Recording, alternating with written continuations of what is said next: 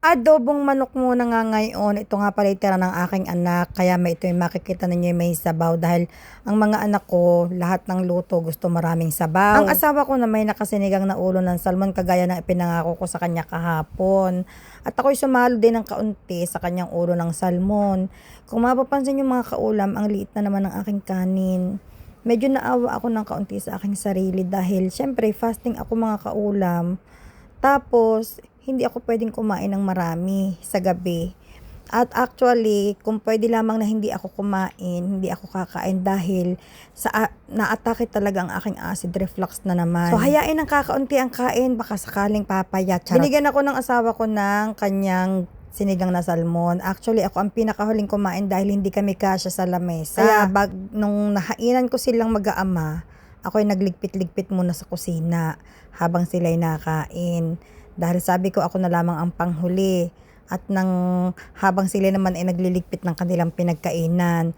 Ang sarap ng adobo ko lang ang manok mga kaulam dahil ang nilagay ko diyan ay lemon. May nilagyan ko rin ng kaunting suka pero lasang-lasa talaga yung lemon mga kaulam. Sa mga hindi pa nakakasubok, itry nyo minsan mga kaulam, ang ilagay ninyo sa inyong adobong manok ay lemon, tapos patakan lang nyo ng kaunting sugar para panlaban doon sa asim ng lemon. Masarap pala ang kombinasyon ng sinigang na salmon at saka ng adobong manok mga kaulam.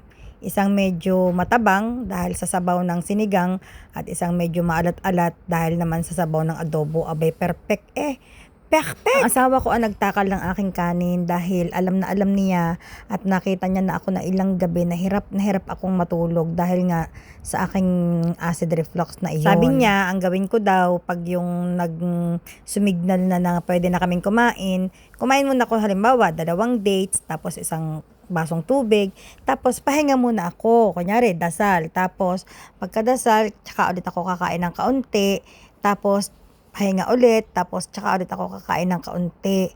Huwag ko daw bibiglain dahil maghapon nga ako nag-fasting. Sa tagal-tagal ko mga kaulam na nag-fasting, mahigit na 20 years, mahigit na 2 dekada ng mga kaulam. Ngayon ko lang talaga naranasan na atakihin ako ng acid reflux. Matagal na akong may acid reflux mga kaulam, pero ngayon lang talaga ako inaatake nito. Siguro, unang-una, nagkakaedad na. Pangalawa, ay siguro ngay talagang kailangan na na dahan-dahan sa gabi. Dahil matagal talaga ako mga kaulam na sanay na hindi ako nakain sa gabi.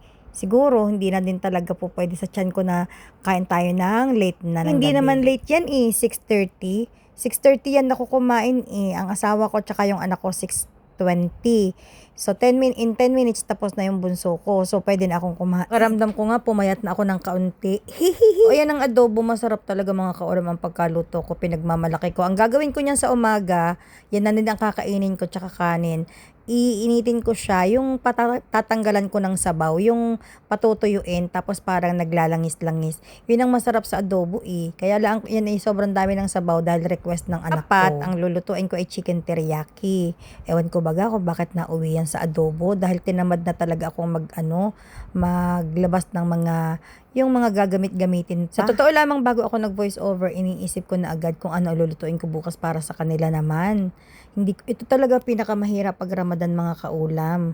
Yung iisipin mo kung ano ipapakain mo sa pamilya mo dahil nga nagfa-fasting sila, gusto mo maayos ang kain nila. Ako kahit ano mga kaulam, solve ako. Hindi ako mahirap buhayin, hindi ako mahirap kasama sa bahay lalo na pagdating sa pagkain dahil madali akong kahit ano kakainin ko. Pero yung pagdating na sa mga anak ko at sa asawa ko mga kaulam, gusto ko parati yung best para sa kanilang panlasa. Isang gabi nga nilutuan ko ang mga anak ko ng pasta. Gustong-gusto nila, ang dami nilang nakain.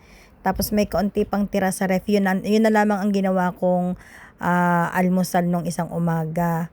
Matipid kami ngayong Ramadan na ito dahil nga unti-unti lang kami magluto. Dahil ang aim namin ng asawa ko ngayon, hindi kami magtatapon ng pagkain. Pero nalungkot pa rin ako kanina dahil merong natuyong gulay na naman sa ref na kailangan kong itapon. Yung aking talbos ng kamote na hindi ko talaga naalaala na may talbos ako ng kamote na dapat, kaya ako naman nabuklat, naghahanap ako ng gulay na ilalagay ko sa aking sinigang na salmon. Ang nakita ko lamang ay yung buko ng kalabasa at saka yung radish, yung Nakalimutan ko na naman ang Tagalog sa radish. Naku po, Diyos ko. Mahirap talaga mga kaulam pag may brain fog ka. Labanos. Yun, labanos. So, yun ang inilagay ko sa sinigang na salmon. Buko ng kalabasa na malapit ng matuyo at saka labanos. Okay naman, maraming nakain ng asawa ko. Ako, talaga yung mga tinik-tinik ng salmon. Gustong gusto ko talaga yan, lalo na sa ulo. Ako, actually mga kaulam, mas gusto ko yung ulo kaysa sa laman ng salmon eh. Dahil yung ulo, mas malasa. Dahil napanood ko yung kay Ivana, yung may smoked salmon. Diyos ko, mga kaulam, laway na laway ako. Gusto kong matikman yun. Pero nagtingin ako online, sobrang mahal pala. Parang ayoko ng tikman. Totoo lang mga kaulam, mahilig akong magluto, mahilig akong kumain. Pero pagdating na sa presyo na sobrang tataas na ng presyo, kaya ko nang tiisin ang sarili ko na huwag na laang muna. Dahil hindi talaga, hindi reasonabling bibili ka ng libo-libo para lang sa maliit na portion ng pagkain. Aba naku po, ay hindi naman gayong kalaki ang ating kinikita. Ay baka kinabukasan nagdidildil na sa asin.